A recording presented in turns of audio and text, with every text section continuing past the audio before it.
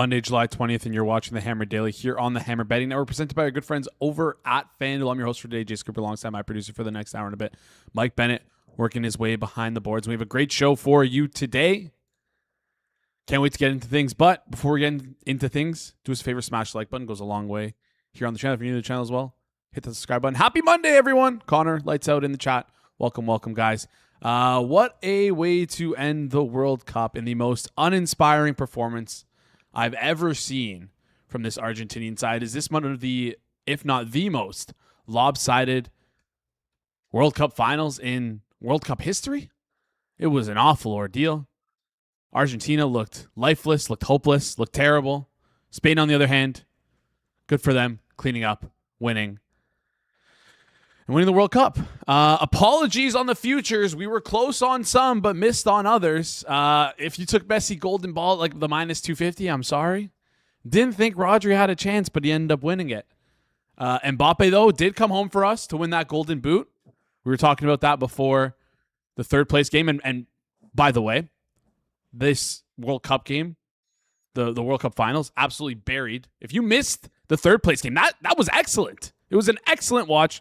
So much fun. That's what soccer should be like. It was entertaining soccer, if I've ever seen it. And I'm also shocked with our picks contest. We were all talking about the overs in the game, but no one picked an alt over. Was there 9 goals, 10 goals? Oh, my goodness. Tons of fun watching that game. It was a huge one. Got to wonder what this England team would have done against Argentina if Saka was in that game. What else happened? Kubarsi ended up winning Young Player Award. I think we pretty much nailed that. Due Barcola, did it cash? I don't think Due subbed in for Barcola subbed in for Due. I got to double check that. I didn't even look. If it did, that's awesome. Goon ended up winning. Shout out to Goon. He has the old Zilbert excuse of not being at home for half of the tournament. When he got home, he started improving his record there. I'm gonna need you to do research on the Due Barcola if they were subbed like for like. But other than that, what a fun World Cup we've had here. Welcome back, E. Colt. Hopefully you had a great time. Yeah. Awesome stuff. Can't wait to get into today's show. Speaking of today's show, here's what we got for today. We're talking through the sort of post-All-Star break here with Corbie. Going to talk through some trade deadline stuff, some futures. Take a look forward with the, 60, 70 games in the MLB regular season remaining. After that, we got Kirk Evans coming on to talk through some WNBA. I don't know if you've seen what's happening. There's a lot of controversy going around. Caitlin Clark, Angel Reese. Kirk Evans tweeted, Angel Reese is better than Caitlin Clark. And then after that, Caitlin Clark proceeded to drop, 45 points, 10 assists. So there you go. Mike, you got the Barcola. Yeah, just fact-checking. In the 46th minute, the sub happened. Barcola for Due. There we go. And they ended up scoring. Perfect. I love it. What a match it was. What a time. Hope you guys all enjoyed. If you bet any goal scorers in that England game, England fans, you had a great time as well. We're going to bring on Corbie here in just a second. But before we do that, just want to give a shout out to our friends over at FanDuel, because the Hammer Daily is brought to you by FanDuel. Baseball fans, the MLB season is in full swing, and FanDuel is giving you a chance to call your shot with daily dingers. Join the action. It's easy. Just make your free pick on who's hitting a home run in their game. And if you're right, you'll get a profit boost to use on your next bet for a chance at extra winnings. It's just another reason why FanDuel is the home of home runs. Listen, just go through the odds boards, take a look, find whoever's most likely to hit a home run, then select that person, because it's a free pick, and then you get a profit boost if they do end up hitting a home run. Don't get too fancy here. Just find the best, the most likely player to hit a home run. Use those odds converters. Find the lowest price you can find on a player, and click them with your free pick to hit a home run. We'll talk home runs a little bit later in the show. It's just another reason why FanDuel is the home for home runs. Are you ready to play your game? Head over to FanDuel.com/forwardprogress to get started. That's FanDuel.com/forwardprogress to opt in for daily dingers and make your free pick on who is hitting a home run.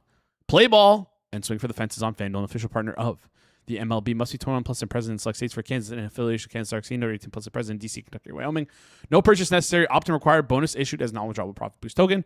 Restrictions apply, including any token expiration and max wager amount. See terms at sportsbook.fanduel.com. Gambling problem? Call 1-800-GAMBLER. 1-800-MY-RESET. Call 1-888-789-7777. Visit ccpg.org/China in Connecticut. Visit mdgamblinghelp.org in Maryland. Visit gamblinghelplinema.org or call 1-800-327-5050 in Massachusetts. Call 1-877-8-HOPE-NY. Text HOPE-NY in New York.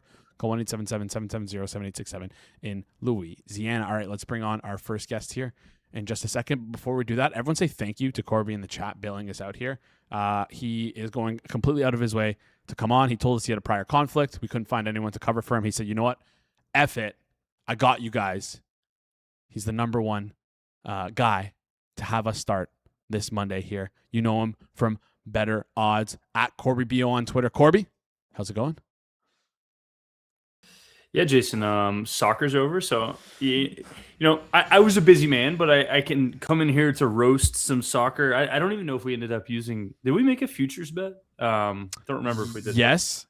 Canada, U.S., whoever goes further ended up pushing because Canada and U.S. made the same stage of elimination. But I will say we got screwed because our best players were hurt. So – Yeah, I'll use that excuse too. No, listen, Jason, this is all I know is I didn't realize the finals were yesterday. Did not care. And I checked my phone and it was the 120 plus third minute of a 1-0 game. I was like, what are we talking about? I'm glad I did insert literally any. I was doing like work around the house. I was like, wow, that's probably more fun than a 1-0. I did watch the third place game. I saw you talk about it. It was fun. That was a good time. That's almost the game to watch because it's so open. They don't care about defending, and there's just goals galore. Yeah, the most fun part is I was at a bachelor's trip. That's why I'm behind at the times right now, and every one of them were like the type of soccer people I told you about. I don't like it. Like, dude, it's fun. You just don't understand. It's like if you have to tell me how fun it is, Jason, it's not fun. And they were all telling me how France was going to kill them. So of course, I bet England. So that was a good time. And so I enjoyed. I was like, y'all don't know anything. No ball. If we're talking to ball knower here, it's this guy. So it was fun times. Apparently somebody didn't play that. Whatever. I have no clue. It was fun. Who didn't play for France? Oh, there's not. Mbappe was in there for England, bro. England. Harry Kane didn't play. Jude Bellingham got subbed on late in the game. Like. Yeah, people told me I got lucky, but I was like, hey, listen, in a one-off event, there is not luck. Like, they were out. It's all good. You were just right, and they were wrong. There you go. And I'll give you some more context on the Argentina-Spain finals match there. There was 0.19 expected goals in the first half, 0.106 expected goals in the second half, all from Spain. And then in extra time, Argentina had like 0.22 expected goals. So the entire match, Argentina had 0.22 expected goals. Very lobsided match. Spain ended up. So it worked out as it should be. It was a dominant performance. Shout out to the winner. Hey, I don't know, won? Man. I think it was Spain. Is that right? You got it. Were they the betting favorites headed into it? Yes. Roughly minus 150. This just happened exactly how it was supposed to. Were they pre-World Cup? They were favorites, neck and neck with France. They were like bouncing around. At some points pre-tournament, Spain was favored. When the tournament started, France was favored. I think it was like plus 400, plus 500. It got to a point where you got some like pretty good prices on Spain before they played France. Plus 800 was out there. So yeah. All right. So final question here would be: was Argentina? Were they also a favorite? Like, was this just sick? All four of the top four went to the top four places. That's a fun sport, dude. Actually, you know what? I do like. I like soccer now. 1-0 when the top four teams came top four. This is sick. It's a fun sport, boy. What's your prediction for the 2030 World Cup? Give me the final four teams. U.S. first, Canada last, and then fill in other teams throughout that. I want like I don't know. Does every country have it? No, I was watching. There is a team I like. I don't want to make myself look like an idiot. Too big of an idiot. I already look like an idiot. But on air, there is a team I like. I don't remember who it is. Small country. Cape Verde. I don't know. That might have been it. There are details in how I would know. that Jason, I don't know. We'll go U.S. first, Canada last. Anything else, I don't really care about. All right, sounds good. Chat's kind of getting on your case, saying you're a little bit too nonchalant when it comes to the World Cup, pulling that gimmick out. But I think that's just the truth. You don't really care. It's MLB all the way. No, this is not a nonchalant thing. Listen, I'll give one more story about this because the amount of stuff I have to talk about is low. But we were at this bachelor party, and the UFC was on. And everyone watched the UFC event Saturday. I'm sure that's better than soccer, but I would rather watch Fight Night twice than watch soccer. But I was watching Fight Night, and someone came and changed the TV to soccer highlights. They're like, yo, you don't like it, but you need to watch this game. Like, if you watch this, you'll like it. Like, dude, it already happened. Like, I am watching an actual UFC event. Like, what are we doing here? And in the time that he changed it from highlights of like some Mexico, or maybe Mexico, Argentina, I don't know.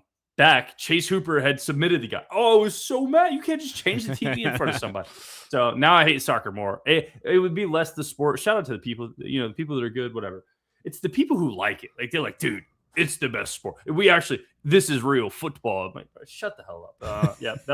I actually did not watch any of it. This is not nonchalant. I don't know anything about it. All right, let's flip over and talk something you do know, which you know pretty well. We got MLB action happening today. Tons of games. We'll get into the picks for today in just a couple minutes here. I want to talk to you quickly about the let's do a little bit of a look ahead towards the trade deadline. Trade deadline is, I believe, 2 weeks away. Monday, August 3rd is when it's happening. And the team I want to start with is this Detroit Tigers team that are like around 4.5 games back from the wild card spot. They've seen like a little bit of a resurgence heading into the All-Star break, 7-3 in their last 10. Is this like a little bit dangerous for this team? Because it sounds like all signs are them pointing to moving off of Tariq Skubal. But do you think that this sort of late resurgence, mid-season resurgence, could lead them into coaxing themselves into believing they might have a chance to compete here and keeping Tariq Skubal and trying to compete?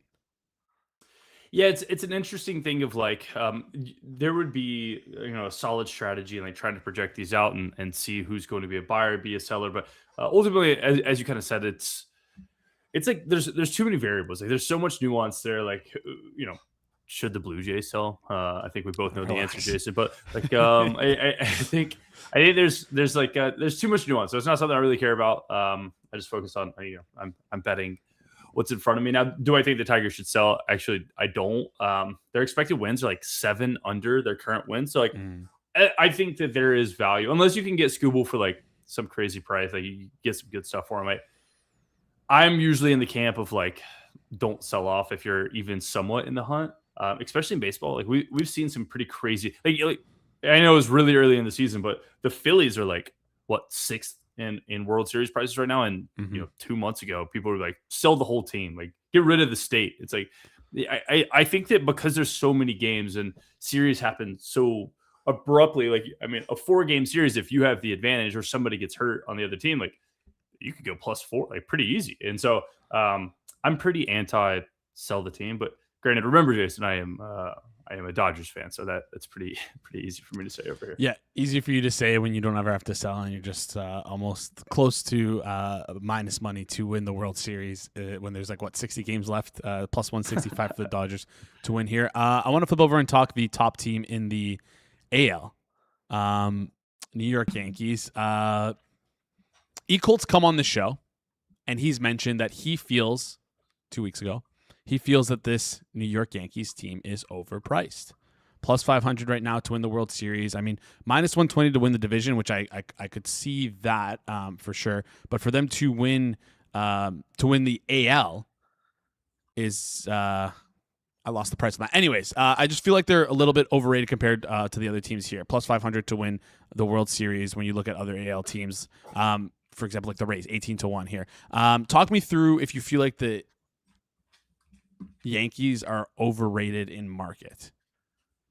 Yeah, so it's a long Monday for you, Jason. Yeah, I would I would say that I would probably agree with him here. A couple things. First off, like, would you want to buy a price today when they have shown no signs of like having Aaron Judge is the epitome of this team. Like I believe today's total is 7.5, 8, something like that, and there is no player with even a line for 2+ hits. Like I just don't think this offense has like the juice. I mean, they're definitely good. Don't get me wrong; they're the second best team in the baseball. But like, I don't know without Judge they have the juice to compete with someone like the Dodgers.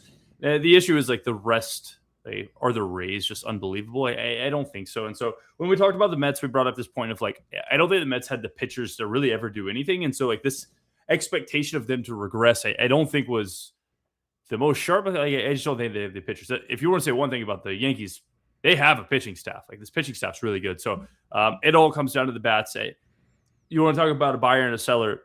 If the Yankees could somehow piece together something to get Shea Langoliers, like, that's a piece. I mean, the last thing they need is another catcher, but that is like a bat that would make there is logically no sense to this pickup. But from a just like standpoint of like add more power to the lineup, get something to be able to happen throughout the order, like it wouldn't surprise me if they go for a piece like that. They have good pitching. Circa's the best price in market, so I don't think you're running to grab like some great price versus sharp book. Like there's no way I'm touching the Yankees at the current moment. No. Yeah.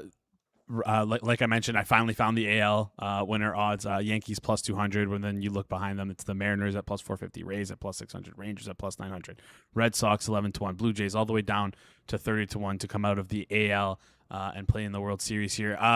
So you've maybe a little bit overvalued in terms of or maybe correctly valued. It seems like in terms of the market is where you're laying things here, and that's more so their pitching than their bats. Yeah, let me. Do you have AL prices overall? Yes. I can tell you what I have value on because I look at you. You bring up a couple teams there. The Yankees, I would say, slightly overvalued. The Mariners, one of those interesting teams where, like, I think all year people kind of hate them because they play at home, and when you get the Reds, you're gonna have a total of 7. Like, it's not very fun, but ultimately they do have some decent pieces. Their bats look fine. A lot of guys high expected batting average, but their pitching staff, which has been like a pretty dominant pitching staff for some time, it just doesn't have the juice this year. Like I just saw today, George Kirby's given up like 6 hits, 6+ in like each of his last 10 games. Just like numbers, which I think this matters? No, but like George Kirby is a guy who was a solid starting pitcher 2/3 for some time, and I just don't think that's enough to validate yourself to be like second or the Rays are playing Rasmussen. Do I think that that's good enough? Probably not. So this would be a spot where I'd be interested in a long shot. Yeah, good point there. Also, TQ in the chat mentioning he took the Yankees to miss the playoffs at 13-1. Right now, they're sitting at 55 wins. The cutoff spot for the wild card is 50 wins. So 4.5 games up on that last wild card spot. But like you said, if they continue to struggle, if their pitching takes a hit while their hitting just continues to trend down, maybe not a good look for them. I want to flip over and talk about one of their star pitchers there, Cam Schlittler. Right now, him and Dylan Cease both plus 135 to win the AL Cy Young Award. A little bit of a fun race we have going on there. Joe Ryan 11-1, Rasmussen 16-1, DeGrom 22-1. These guys are almost afterthoughts here in this award. Obviously, if either gets hurt or both get hurt, then we got things opening up a little bit more. But it seems like the books think it's one of these two guys. Cease priced at plus 135, Schlittler priced at 135. It feels like it's a coin flip between the two. Talk me through this. Do you have a lean either way between Schlittler or Cease? It would out of the two would be Cease. I think the only issue here, I'm trying to pull up wars between the two, but the only issue being like a lot of people play the bias game of we've heard Dylan Cease's name for some time. He's been a good pitcher for a while, and who is the latest greatest shiny object? I think Schlittler fits that. Schlittler's a blast. Jason, I think we talked about this on the show, but he had a bad game, and then people were like talking about is he due for regression? He went out the next game and threw a gym and started talking like mad crap on the post game. He's like, I have one bad game. You'll start thinking I'm washed. And so I enjoy his mental. I think it's fun to watch. So it looks like he has a slightly higher WAR than Cease, 3.8 versus 3.7. Not the biggest deal. I would be curious. You said Joe Ryan is in third there? Yes, Ryan's third, 11-1. It's a 2-man race. But I think Joe Ryan is really good. Like, this isn't a hot take. He has a 3.3 WAR. Yeah. At 11-1, like, I mean, Schlittler throws really hard. I would hate to say that he has any chance of getting hurt, but like maybe even you rest him a little bit if you start to coast and your guy TQ loses his playoff push. Like maybe they get a little bit of a lead. You start to rest Schlittler a little bit. Like you've seen this with Mizierowski. He's starting to look like there might be something that's giving him some headaches. Paul Skeen's been having headaches, so Schlittler to rest off a little bit, and then Dylan Cease plays for a team that was 14-1. Now they're 70-1. Maybe he gets a little bit of an easy leash, and Joe Ryan has a way to win. I think from a pure pitching standpoint, Cease is the best. Schlittler's right behind, but I think Joe Ryan's a lot closer than that price would say. So it just all comes down to like how you think the season is. All right, that's a great way to view it. Equal in the chat, still banging the Guardians, Tigers, Astros drum, heading back to the ALCS there. I think Guardians 11-1, Tigers 21, Astros 30-1 on FanDuel to win the AL. Last thing I want to touch on before we head out here is the NL East. Just talk me through this right now. Atlanta's minus 185. You mentioned the Phillies and sort of their resurgence, I guess, than compared to early on this season, plus 140 for them to win. It's a pretty tight division here. Atlanta with 57 wins. Phillies and Marlins are Phillies are 3 games back from the lead here. Marlins have seen like a late season resurgence as well, or the late first half resurgence. Do you think the Braves are going to win this division? Do you think they have a stranglehold here, or would you look towards the Phillies or Marlins to have a chance at the division? Yeah, this is one of my favorite like hit angles when I'm betting sports, is like this idea of like brain versus numbers, and my brain says, Jason, there is no way that this price is correct. Like this Braves team, maybe it's a little bit of bias, like it's the closest baseball team I have to my hometown, and so like I'm a little bit of like a Braves hater because I've seen it for years, but I mean, I look at this pitching staff, and I just do not understand how they're favored as much and look like they are a possible contention for the World Series. And then the 360 of this is where I said it's brain versus model. My number says this is the highest value World Series team in baseball right now. And I laugh at that. I see Chris Sale, solid.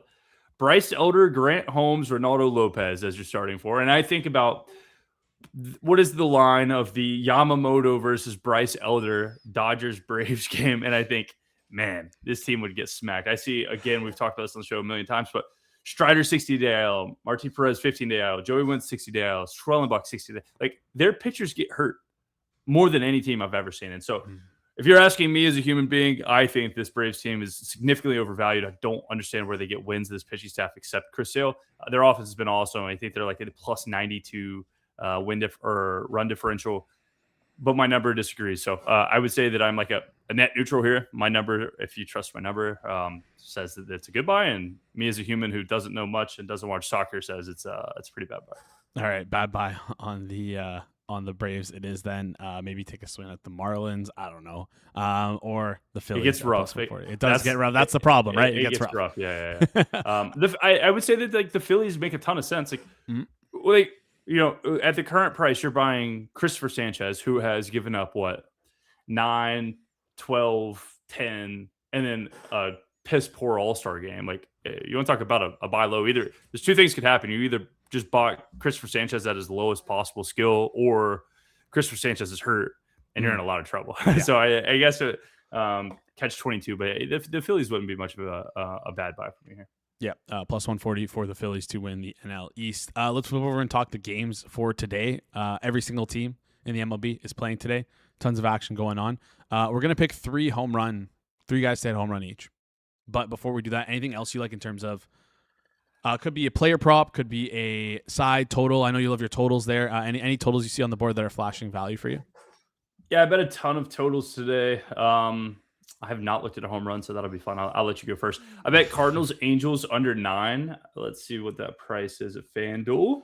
9 minus 114 right now on FanDuel. Yeah, it's a pretty good bet. I'm still decently high, and high is a strong word. Relative high on Kyle Leahy, however you say his name. I don't know. Soccer names, 2 things I don't know, but he has a decent pitch mix. Like I think that he has gotten crushed, and now as you throw in bazookas, no, but I do think that he is a pitcher's pitcher, a guy who understands the game a little bit better than we've seen.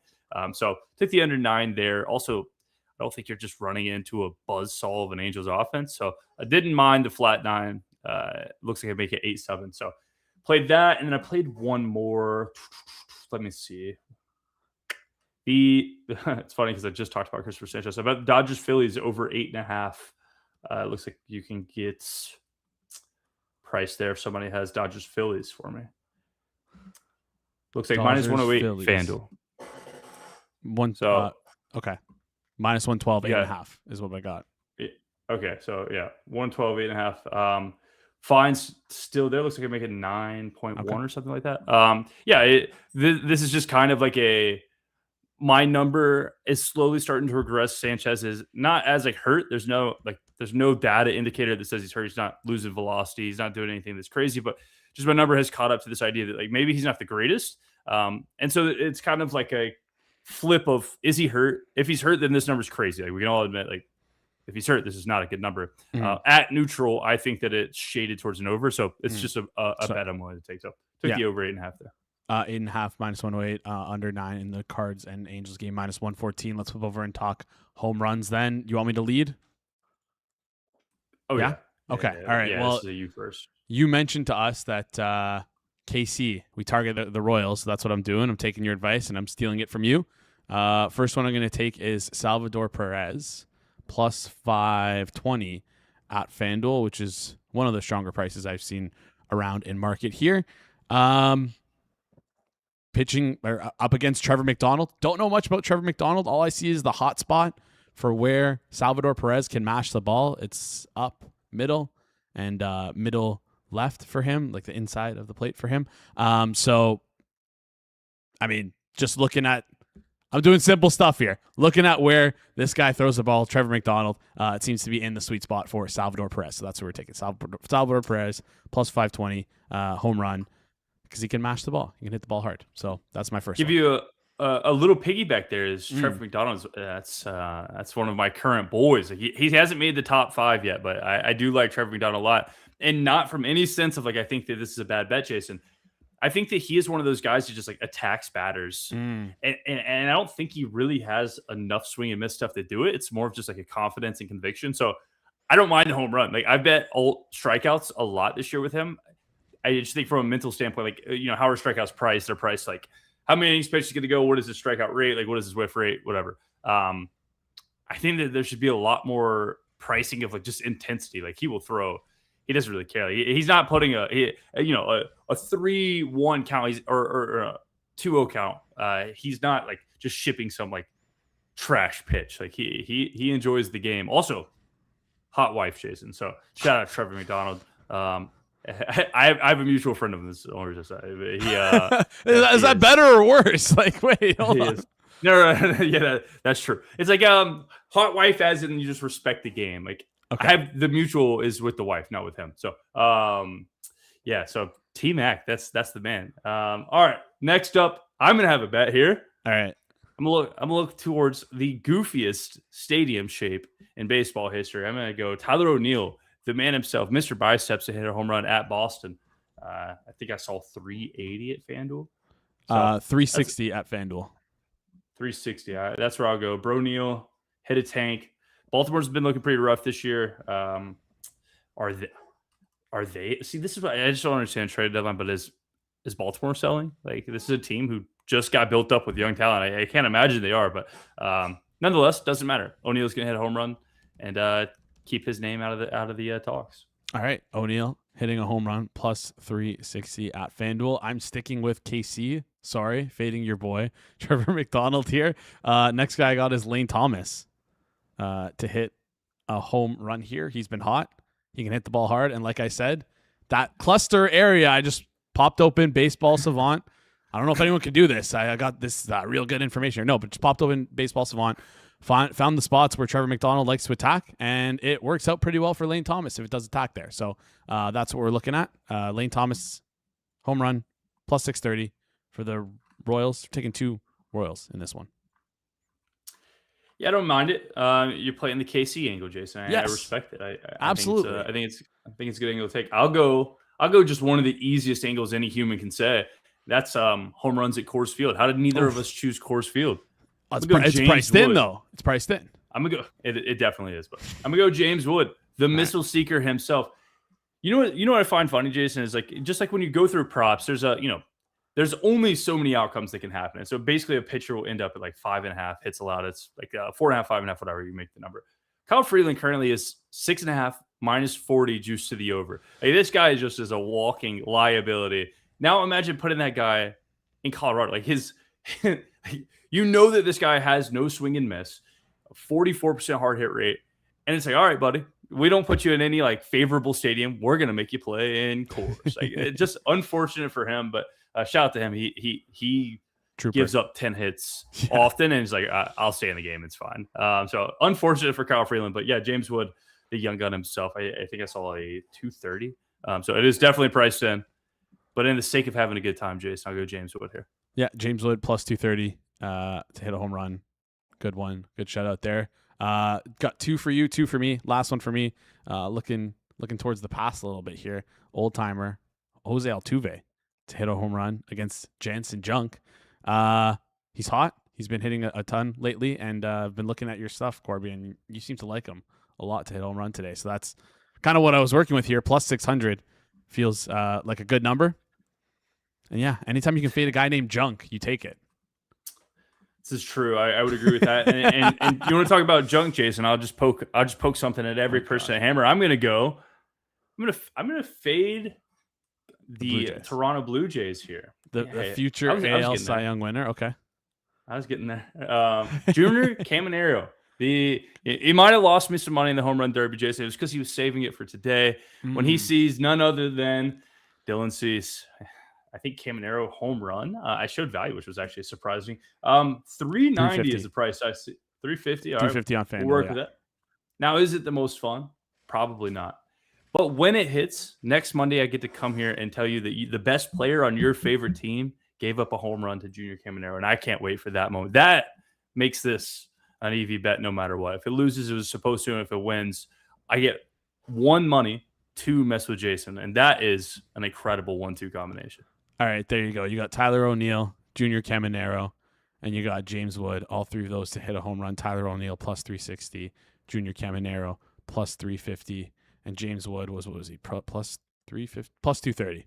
Plus 230 as well. There we go. 3 home runs for today. And then who did I have? I had Salvador Perez plus 520, Lane Thomas plus 630, and Jose Altuve plus 600. I'm looking for a little bit of more fun here. Wonder who's going to round robin that. I will. You went way more juice than me. I'm surprised. Like, I chose some. Hey, you're like chalk. Like you're going to lift some weights right now. You got some chalk all over those hands. Equal in the chat. That's on me, boys. That's on me. What Altuve doing in the parlay, bro? Equal said, and then he's also saying pair it with the Bengals to win the Super Bowl. Bengals Super Bowl with Jags Super Bowl with Astros World Series. All right. Anyways, Corbie, appreciate you coming on. Appreciate you jumping in. Appreciate you filling in last minute here. I know you got a lot to work on, so go ahead, catch up, and we'll chat next Monday. All right, boys. It was fun. Great stuff there from Corbie. As always, if you enjoyed that, do us a favor, smash the like button. It goes a long way here on the channel. If you're new to the channel as well, hit that subscribe button. We got Kirk Evans coming on here in just a second. Before we do that, just want to quickly remind you guys, Forward Progress is doing a Q&A this week. Rob, G-Stack, they're answering all your NFL questions heading into the NFL season. So if you want to get your questions answered, go jump into the Hammer Discord, discord.gg/Hammer. Drop them in the NFL channel, and we'll get around to them. So if you have any questions, whether it be betting-wise or just player-level stuff, team-level stuff, coaching stuff, whatever you guys want to ask is free reign. Why is George so low on the Bears? I don't know. Why does George like Bo Nix? I don't know. These are questions that are going to be asked to him, and he's going to have to answer them. And I think also, we talked about it last week on the show, some opportunity in the NFL futures markets on teams to have more X team to have more wins than Y teams. If you have any questions about those, we took a look at, who do we take a look at? I think we had the Jags. Jags have more wins than their entire division. It's a better price than the division price. You can ask those questions. Feel free to do that. Anyways, let's get into our next guest here. He's enjoyed his little vacation from me, but I am back to bug him. You know him as a former member of the OG Circle Back crew, enjoying his hot boy summer in the city of Toronto, going to every single Temple game available to him. Kirk Evans. Kirk, how's it going? Doing well. I'll be in the building tonight, so you're right. This building? Temple building. Yeah, Coca-Cola Coliseum. Coca-Cola Coliseum. I was getting excited. I thought maybe I'd be able to, like, hang out with you, see you for a bit, but I guess not. Well, maybe if you go to a Tempo game. Maybe I should go to the Temple game. All right, near where you are right now. It's very close. It's very close. A lot of questions in the chat here. Talking about where everyone is in the Hammer power rankings. Kirk downgraded in the Hammer power rankings due to the Caitlin Clark narrative, apparently. Just due to Caitlin Clark. I just thought, like, generally I'm off Circle Back. I'm not on this show as much anymore. Like, well, it's his wife's. This is TQ's wife's power ratings. So he gets his wife to power rate everyone here on the show. You've been downgraded a little bit. We'll get into the questions in the chat in just a second. Let's start with what we've seen, I guess, over the last 2 weeks first, and let's start with the most important stuff here first. First of all, your Caitlin Clark takes a lot surrounding Caitlin Clark, surrounding Angel Reese, and also Tempo head coach Sandy Brondello. It's been a tough Monday for me. All right, to keep that smile tucked away. All right, where do we start here? I don't even know where to start here. You're the host. You got to decide that. All right, let's start with Caitlin Clark. All right, because leading up to this past week, you had a tweet that said Angel Reese is probably better than Caitlin Clark, and that's a fair thing to say. And I think I didn't say that. It's a what? What'd you say? It's fair that someone could think that? Is that what you said? Yes, it's officially a fair take. Yes, and it's interesting because these two players will always have their careers tied together, right? Yeah.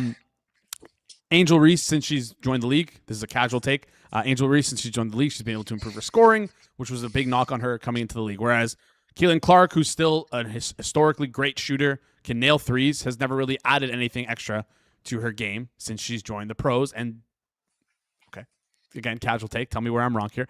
I would just say honestly, like she's been pretty good from two. I would say her 3-point her 3-point percentage probably just isn't quite where it needs to be. Okay. In her WNBA career at current. Okay, so I guess the question that I come to here is, has Caitlin Clark been, I don't want to say solved because she just dropped 45 points after you tweeted that thing about Angel Reese and Caitlin Clark. Has Caitlin Clark been solved? We've seen her stock sort of trend down this past season, getting a little bit worse. Talk me through what Caitlin Clark has done this year. Is it a team level issue? Is it a her issue? Is it a coaching issue? Talk me through Caitlin Clark and what you've seen lately. For sure. So people are extremely dogmatic about this argument. They have their sides and they've decided. I do genuinely try seeking the truth. I love Caitlin Clark. She's not the reason I got into the WNBA, but before I was watching women's basketball, I watched her run at Iowa. I was all in. I think she's awesome, and I do mostly like watching her. But yeah, I just pulled it up now. The team this season is 10.5 points worse with her on. Even if you want to adjust for some 3-point shooting luck, they've been obviously worse with her on this season. I'm not saying that makes her a bad player or anything. I think she is a really good player. I also think a fun part of this argument is that Caitlin and Angel are both extraordinarily unique players that I think are very hard to evaluate. And people speaking with such certainty, it's really frustrating to me because these are, Angel is probably the worst big man or big woman finisher in the WNBA.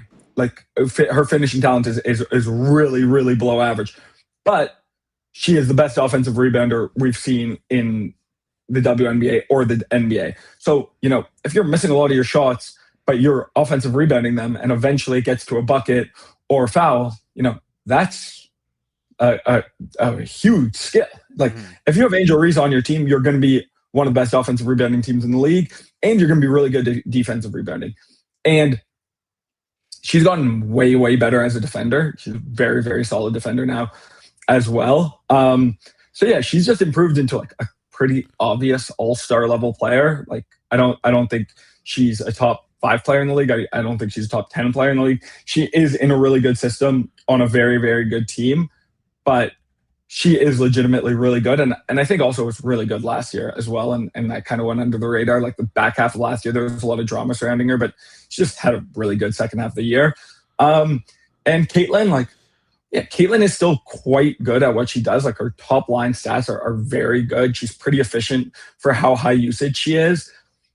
The thing is, she's quite bad on D. She's extraordinarily heliocentric. Like she's like the highest usage player, probably. I think career-wise, she probably is the highest usage player in WNBA history. I would need to see that, but extremely high usage, extremely high turnover player, a pretty bad defender. She's also a bit of like a, for lack of a better term, like a vibes killer. Like she's always complaining, somewhat to like not her fault. She always has like a massive story around her as well. And I think that can be a bit hard on the team. But yeah, like I also think Caitlin's like kind of obviously an all-star level player, but she's like nowhere near a top 5 player in the league either so far this year. And she wasn't very good last year either. You know, she was really, really good as a rookie. And now she's being hurt a lot. And it's just not like, I don't even really say this as like a criticism to Caitlin. Like Angel's really good as well. They're both probably, you know, in the 10 to 20th best player in the league. Both players kind of hard to evaluate. Both have clear, massive flaws in their game. And both are really, really good at certain aspects of basketball as well. So I think it's totally reasonable if someone had, you know, if someone in good faith was arguing that Angel Reese was better than Caitlin Clark. I think 2 years ago, during their rookie years, that was like, you either really didn't know anything about basketball or were arguing that because you had some sort of agenda.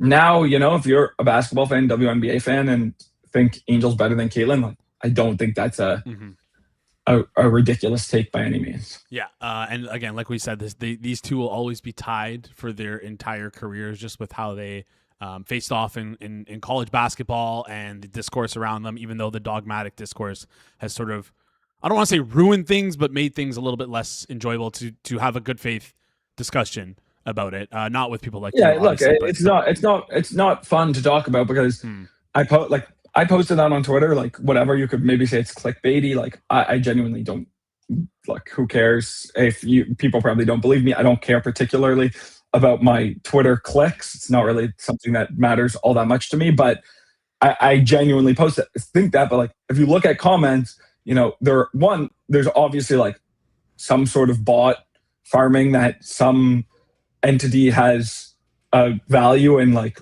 making people think that this is like a super racial conversation that like you have to either be on one side or another. Like I will click into people's profiles and they've only ever commented on posts about Angel Reese or Caitlin Clark. Like there's just so much like anger about it, which like it's just basketball. It's actually not that big a deal. But yeah, I think it's completely ruined the fun of it. And I think it could be fun. Like, why isn't this fun? Why can't you just like basketball for what it is and like both these players who, you know, maybe aren't the best player in the league? You know, Olivia Miles is 1,000 times better than Caitlin Clark, and she might be the next greatest player of all time. Paige Becker is better than Caitlin Clark. There's a lot of bigs in the league who are a lot better than Angel Reese. You know, I actually think Atlanta could figure into the title conversation. Neither of these teams are the best teams in the league right now. You know, it doesn't need to be, you know, this grand macro conversation. It can just be about basketball because basketball is a sport that's supposed to be fun. Yep. I hate to take things away from basketball one more time, but I have one more thing that I want to get to here before we talk about the games for today. And chat is loving the Olivia Miles take. Give me Olivia Miles over everyone, including Aja. Love Olivia Miles. I agree with Ecolt. Paige Bucher's fan over here as well. Derek mentioned and on Olivia Miles as well. Like Caitlin plays an electric style. Like I don't know if there's anyone more electric than Olivia Miles to watch. She's unbelievable. She talks shit. She's funny. She looks goofy out there with her glasses. Like she's not afraid of anyone. Like, like it just pissed me off that there's so much of these Caitlin and Angel and like fucking United States governors are talking about it. You know, every like political pundit just puts in their takes. It's like, if you, and I tweeted this, if you have an opinion on Caitlin Clark and Angel Reese, and you don't consider yourself at least a casual WNBA fan, you can't name all the teams in the league, you can't name, the other players who were named to the All-Star team, like, you have been propagandized. Like, you are part of like a legitimate psyop that like people are giving you these thoughts. You have not come to these thoughts by yourself. You are just part of some coalition of some group, and you have just blindly agreed that this is your take. Like, you seriously, if you get fired up by Angel Reese and Caitlin Clark and don't follow the WNBA, take a look in the mirror and reevaluate where you are in your life. Exactly. I truly believe that. It's just very performative there. If you don't care about the sport, why do you suddenly care about it now? Derek mentioning the problem is people feel like they have to pick one or the other when they're both pretty good players. That come off as just kind of really annoying, which is, I think, the best way yeah, agreed. Like, agreed. Connor asking if you think that Sophie Cunningham will be a VP candidate by 2052, like Chuck Klosterman. Anyways, last hot button issue I want to get into before the games, because I want your analysis on every single game here. You tweeted, "This is a total embarrassment from the NBA or WNBA, excuse me. What a joke."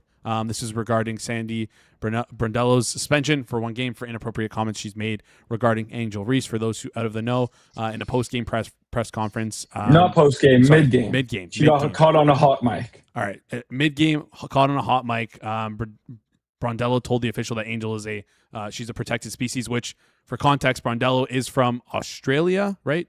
Australia, and that's a very common term in sports there, where there's protected players. Usually the better players in the sport are protected. No, okay, it's just a saying. It's just saying, like, this player is getting preferential treatment. Yes. She's getting a good whistle. That's all it means. In context, it makes perfect sense. Protected species as like why are you calling this unfairly for this one player? It makes perfect sense. Again, I just think it's so frustrating that people find that they need to be, based on like their either political leanings or like whatever, they decide that they need to have, X take no matter what the actual specific event or specific thing that actually happened was. I thought it was really frustrating, honestly, that Angel tweeted about this as well. Like, she tweeted at Brondello, like, again, it's just a phrase that actually makes perfect sense. And also, like, okay, fine. Maybe if she used a phrase that like was legitimately racially charged, even if she did that as an accident, then fine. Like, I could see that you could have like an argument as to maybe she should be suspended, even if it was like clearly an accident. But like, protected species is extremely tangential. Like, you have to make a very big stretch. That's not like a term that is a racist term in North America that's not in Australia. Like, that's not I've never heard that, and I don't think that exists as like a racially charged term. It's kind of just more like, somewhat, if you really, really look at it through a racial lens, maybe you could get there. But like, again, we should be looking at things through a prism of like what actually happened in this, without really going to a crazy macro lens of like, but like the WNBA is a super progressive league, and if we don't punish this, it looks like we're not defending the players. Like, no, like, you can punish people for doing things wrong. Like, Kurt Miller a few years ago said Liz Cambage was 300 pounds. Like, he got caught on a hot mic. Like, yeah, he got suspended for that. You can't say that about a player in the WNBA, especially as a male coach. That's fucking insane, because you're calling player 300 pounds, even in context of like, I think it was like, she's just too big for us or something like that. Like, you can't say that. That's really inappropriate. That's directly at a player. People are using that as a comparison for Sandy to be suspended. Oh God. Again, I think you look back at that prior example, I think he should have been suspended. But I think in this case, she shouldn't have been suspended. Like, you can look at things through what actually happened in this specific event. She got caught on a hot mic complaining about a player getting a good whistle. That literally happens every game. She used an Australian slang phrase that, again, when you think about it, makes absolutely perfect sense in this case, where a player is getting a good whistle. So they're a protected species. Makes perfect sense. No, the fact that she's suspended for that, she shouldn't have been fined. I honestly don't even think she should have apologized. But the fact that she apologized again should have led to like, why is she getting fined? Considering she actually came out and already apologized. But, you know, I don't run the WNBA. I don't run the world, even though I probably think I should. Maybe one day for you, Kirk, you'll be the WNBA commissioner. I don't know if that'll ever happen, though. Let's stick to the betting, though. Let's go back to the betting. Appreciate your insight on that because I know you do care about this stuff. You are passionate about this stuff. And in a world where seems like there's a ton of lack of nuance, appreciate you coming on and providing just a hair of nuance there. I try my best. Yeah, no, you do a great job there, as always. A couple things we can get to. Games first or awards. Let's quickly talk awards. Chad is asking a lot about the Defensive Player of the Year awards market. Aja Wilson, plus 120 right now. I believe when you've been on earlier, she's been like around minus money, but she's sort of been trickling down. Gabby Williams making some headway here, plus 200.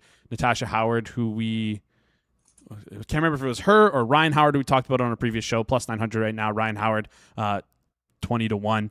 Anything you like here in terms of Defensive Player of the Year award? So, like, I do hate to be a bit of a past poster here, but I do think I came on the show and talked about how I'm fading Asia really hard.